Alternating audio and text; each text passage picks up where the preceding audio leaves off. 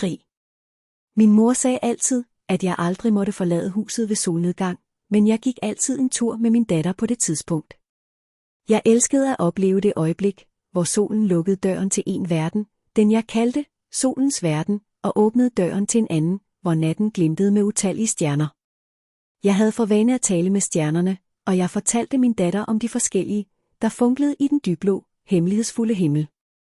Hun lyttede med stor opmærksomhed. Min mor havde utallige gange advaret mig og sagt, at det var det tidspunkt, hvor djinnerne vendte hjem, og hvis et menneske krydsede deres vej, begyndte de at lege med dem. Men jeg ignorerede altid hendes ord. En dag gik jeg som sædvanligt ud med min datter på det forbudte tidspunkt. Himlen var dækket af skyer, og solen var ved at gå nederst. Jeg fortalte min datter, at vi ikke ville kunne se stjernerne i aften, og at vi burde gå hjem. Men hun var stadig. Nej, mor, vi bliver her, indtil skyerne forsvinder. Jeg vil ikke gå hjem uden at se månen og stjernerne. Jeg gav efter for hendes insisteren, og vi satte os. Tiden gik, men himlen blev kun mørkere. Pludselig følte jeg en isende kulde gennem min krop. Det var som om utallige øjne stirrede på os.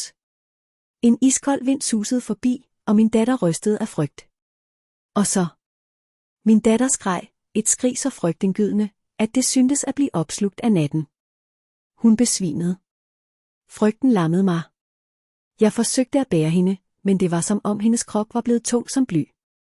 Mine fødder sad fast, og så. Noget trak mig baglæns og kastede mig til jorden.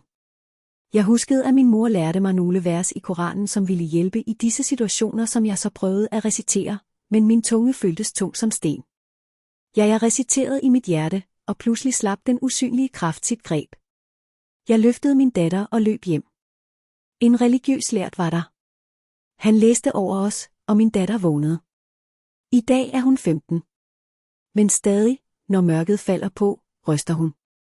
Fordi jeg tog et skridt mod en verden, vi aldrig burde have nærmet os. Jeg lærte af det frygtelige øjeblik i mit liv, at man aldrig bør ignorere de ældres ord. Skæbnen banker ikke altid på døren igen, nogle gange ændrer den sin vej for evigt.